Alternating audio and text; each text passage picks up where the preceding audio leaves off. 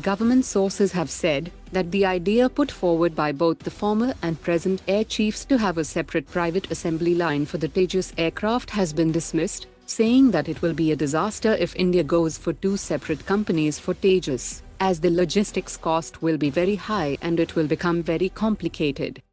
The Indian government has clarified that it has not imposed any penalties on General Electric for delays in delivering the F404 engines. NewSpace Research and Technologies has successfully completed the development of autonomous drone as first responder for search and report operations in enclosed and indoor environment. The central government is looking for an open tender for the 114 MRFA deal to avoid any political controversy.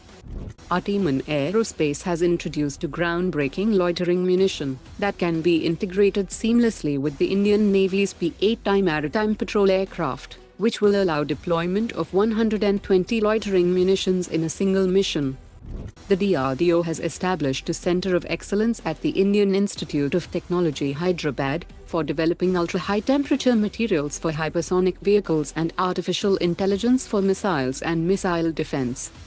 Brazil has officially decided not to join China's Belt and Road Initiative, marking a significant shift in its foreign policy.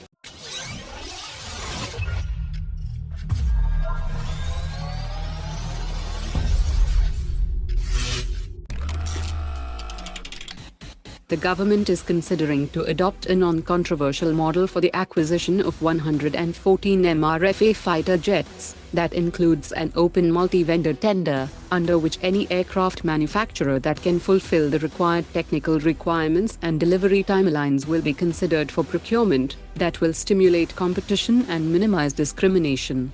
Officials have said that the work was ongoing in the MRFA project, and multiple rounds of discussions have taken place to finalize the contours of the path to be taken.